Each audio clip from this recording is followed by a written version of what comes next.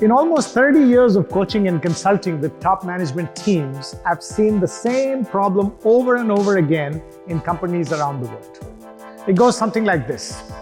Senior management develops great strategic plans each year, which are beautifully cascaded down the organization until each function and each individual in the organization has clear goals and measures. Individual managers closely monitor the performance of their teams, give regular feedback, and even communicate regularly to make course corrections and adjustments as needed. Yet, despite everyone's best intentions, the organization does not achieve its full potential. This happens all the time.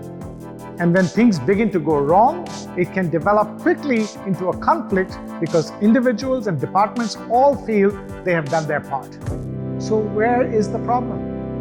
There's a major culprit that starts at the most senior level. Typically, the senior management team meets to discuss and finalize an overall plan for the organization, which in the case of a company ends up being the CEO's goals or KPIs. Next, each division head develops his or her own goals. Once divisional goals are blessed by the CEO, the division head starts to share the plan with their direct reports and asks each of them to develop their goals. This cascade process goes on until each person in the division has clear and measurable performance goals. Once the cascade is completed in all divisions and functions, each group gets busy working on their respective goals. Each division head regularly updates the CEO throughout the year on his or her areas as per plan. All sounds very logical, doesn't it? But here's the problem. Most divisions are working in isolation rather than collaboratively with each other. Everyone gets so busy in their own silo that they forget the interrelated and interdependent nature of divisional goals. And as performance goes below par, that's when the blame game starts.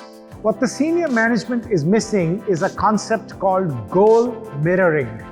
After the very first strategy meeting, when all the division heads have gone to create their department's goals, the CEO should host a goal alignment meeting where each division head presents their goals to all the others and lists key internal dependencies. This is the support that one division may need from another in order to achieve their goal.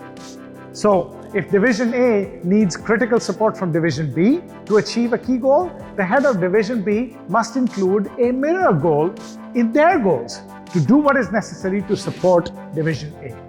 This way, their goals are now mirrored and they simply must work in collaboration with each other.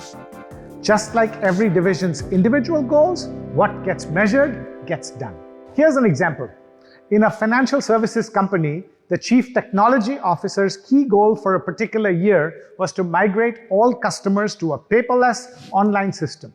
He works his team hard and efficiently and quickly finds himself with a beautiful, robust, and easy-to-use online platform for all their customers. But by the third quarter, it was clear that the goal would not be met. Why? Did the technology division not work hard enough?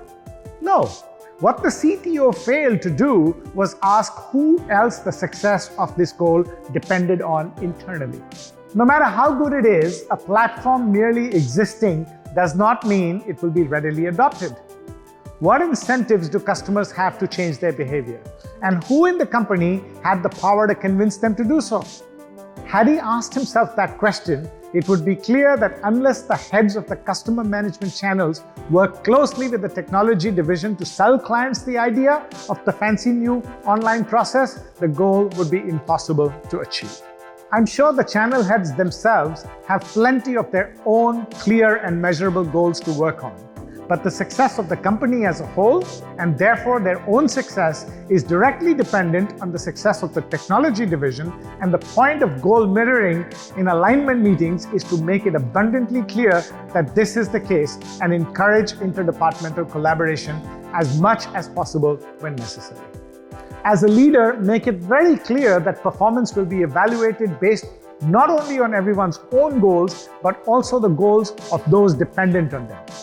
The recognition of these internal dependencies starts at the top. They need to be as transparent as possible before the organization's goals start to trickle down to the chain of individuals. This is a simple but powerful tool that can make all the difference between mediocrity and excellence.